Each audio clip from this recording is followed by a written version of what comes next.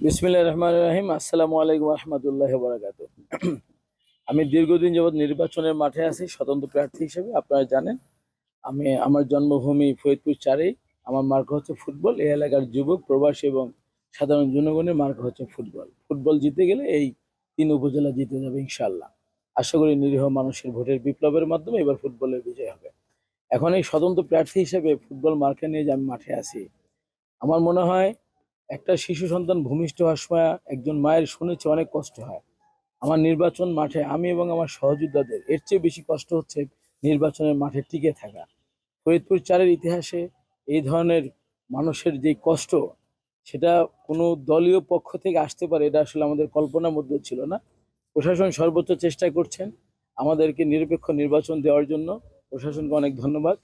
কিন্তু কয়েকদিন যাবৎ নির্বাচনের মাঠ এত উত্তপ্ত করে ফেলেছে যে আমরা যেখানে যাই, আমার কর্মীরা যেখানে যায়, সব জায়গায় বাধা। কালকে আমাদের কর্মীদেরকে বিভিন্নভাবে মারধর করা হয়েছে। আমরা পুলিশ পাঠিয়েছি, পুলিশ তাদেরকে উদ্ধার করেছে, উদ্ধার করে আবার একটা জায়গায় দিয়ে এসছে। আমি ওই জায়গাগুলোর নামও বলি। কালকে রাতে এমপি ডাঙ্গি চরবদ্রেশ্বর উপজেলায় ওখানে আমাদের কর্মীদের মারধর করেছে।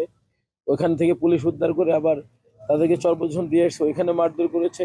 ওইখানে ট্রয়াল পুলিশ তাদেরকে উদ্ধার করেছে। ওদের বাড়ি ছিল আকটেশ্বর। আমার সাথে দেখা করে তারা যাচ্ছিল। গতকালকে কাউলিবেড়া ইউনিয়ন, চান্দা ইউনিয়ন এবং আজিমনগর ইউনিয়ন, এবং আজকে এখন একটা ফোন আসলো, আপনার সামনেই ছিলেন, সেটা হচ্ছে সদরপুরে। ওখান থেকে ফোন আসছে যে আমাদের বাসায় ১০ জন সশস্ত্র অবস্থায় ডিবি ঢুকেছে। আমি পুলিশ সুপারকে ফোন দিয়েছি, এসপি সার্কেল ফোন দিয়েছি, ওসি ডিবি এদেরকেও ফোন দিয়েছি, কিন্তু কোথাও থেকে বলে নাই যে ডিবির কোনো মানুষ তাদের বাসায় গিয়েছিল। তাহলে কারা গিয়েছিল? পরে বুঝতে পারলাম যে সশস্ত্র অবস্থায় কিছু টিম, তারা আমাদের কর্মীদেরকে বাসায় যেয়ে বলতেছেন যে আপনারা স্বতন্ত্র নির্বাচন করেন, আপনার নিক্সন সাহেবের লোক। তারা কিন্তু আমার সাথে ১ বছর যাবৎ নির্বাচনের মাঠে, তারা কোনো দলীয় লোক না। যে আপনারা ১৩ তারিখের পরে কেউ বাসায় থাকতে পারবেন না, আপনারা ফুটবলের নির্বাচন করতে পারবেন না। রাত্রে ১টা পর্যন্ত আমার কাছে কলের হিস্ট্রি সব আছে, এবং আপনি সার্কেলের সাথে কথা বলবেন আমি ফোন দিয়েছিলাম কিনা। ডিবির ওসি মামুন ভাইয়ের সাথে কথা বলেছি, সবার সাথে কথা বলেছি। তারা বলেছে আমাদের কোনো ডিবির টিম যায় নাই। তাহলে সশস্ত্র অবস্থায় প্রতিদিন রাত্রে কারা ঢুকে? আমি সকাল ৮টার সময় এসপি সাহেবকে ফোন দিয়েছি। উনি নিরপেক্ষ নির্বাচন দেওয়ার ক্ষেত্রে খুবই আন্তরিক। কিন্তু কথা হচ্ছে গোয়েন্দা রিপোর্টের ভিত্তিতে যদি এই সশস্ত্র লোকগুলোকে থামানো না যায়, তাহলে নির্বাচনের মাঠ, আশা করি যে লেভেল প্লেইং ফিল্ড তো দূরের কথা, নির্বাচনে ভোটার উপস্থিতি হবে কিনা সন্দেহ। গতকালকে ফরিদপুর থেকে ২০-৩০টা হোন্ডা নিয়ে সশস্ত্র অবস্থায় চরবাদর্শন আমার বড় ভাই ডক্টর মহসিন ভাই, উনি হরিরামপুর থেকে ক্যাম্পেইন করে আসার সময় তারা আগেই চর হাজীগঞ্জ বাজারে বিশাল মহড়া দিয়েছিল সশস্ত্র অবস্থায়। সেখানেও পুলিশের হস্তক্ষেপে আলহামদুলিল্লাহ কোনো ধরনের সমস্যা হয়নি।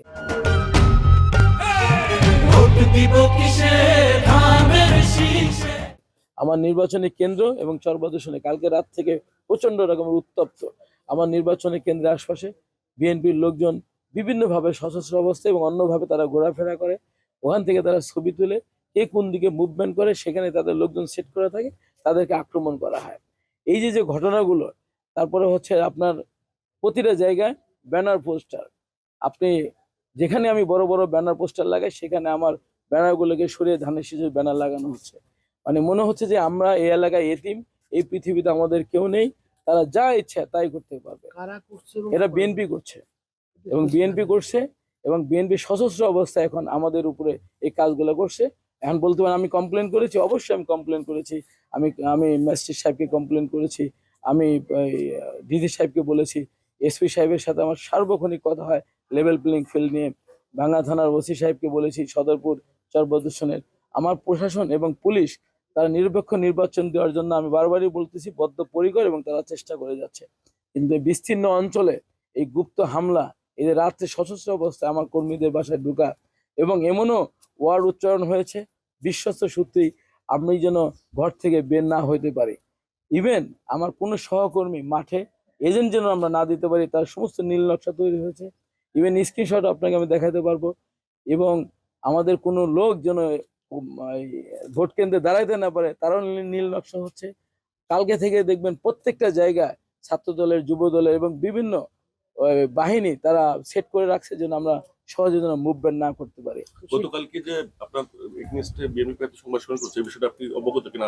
আসলে কি আপনারা জানেন যে আমার ফেসবুক মেসেঞ্জার প্রথমেই সাইবার হামলা করা হয়েছে। আলহামদুলিল্লাহ আমার ফেসবুকে তারা এক সাইবার হামলা করে বন্ধ করে দিয়েছে।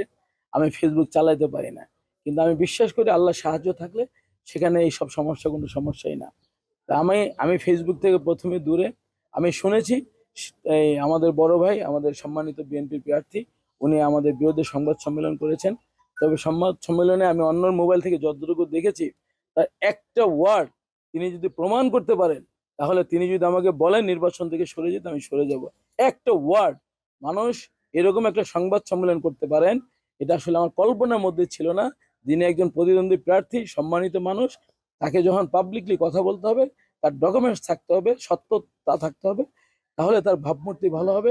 কারণ সত্য কথা বলে ভালোবাসা দিয়ে মানুষের মন জয় করা যায়, মিথ্যার আশ্রয় নিয়ে ভয় দেখে জুলুম করে মানুষের মন পাওয়া যায় না। সবশেষ নির্বাচনে আপনি কি আসলে আপনি এবং আপনি যারা সমর্থক রয়েছেন তারা কি নিরাপত্তাহীনতায় ভুগতেছেন কি? নিরাপত্তাহীনতায় শুধু আমার সমর্থকরা না, শুধু আমি নিজের জীবনের আশঙ্কার মধ্যে আছি। আমার পরিবার এবং আমার সহযোদ্ধারা সবাই আছে।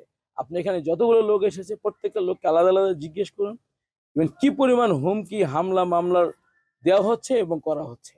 আপনি কল্পনাই করতে পারবেন না যে ফরিদপুর 4-এর পরিস্থিতি কতটা খারাপ। এরা যিনি প্রার্থী, উনি ছাড়া আর কেউ বুঝবে না।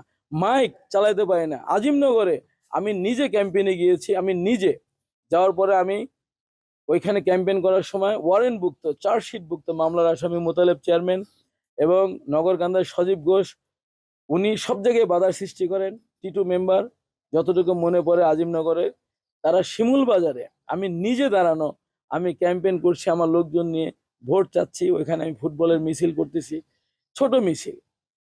এর মধ্যে আমার শরীরের উপর দিয়ে তারা ধানের শীষের মিছিল দৌড়ায় দৌড়ায় লাফায় লাফায় করে গেল।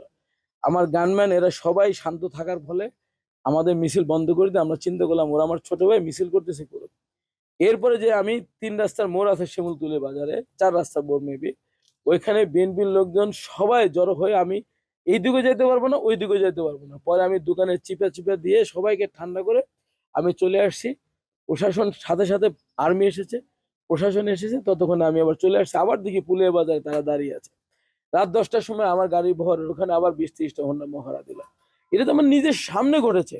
আমি এসপিকেও অবগত করেছি এবং এফসিসি আমি সব বলেছি, থানাকে বলেছি এবং সবাইকে আমি অবগত করি। সবশেষ যদি আপনার এই নির্বাচন আর মাত্র কয়েকটা দিন বাকি আছে, তো সেক্ষেত্রে নির্বাচন সুষ্ঠুভাবে সম্পন্ন করতে নির্বাচন কমিশনের প্রতি কোনো আপনার নির্বাচন কমিশন আমাকে নির্বাচনের মাঠে এনেছে, তারা তাদের জবান দিয়ে নিরপেক্ষ নির্বাচন হবে।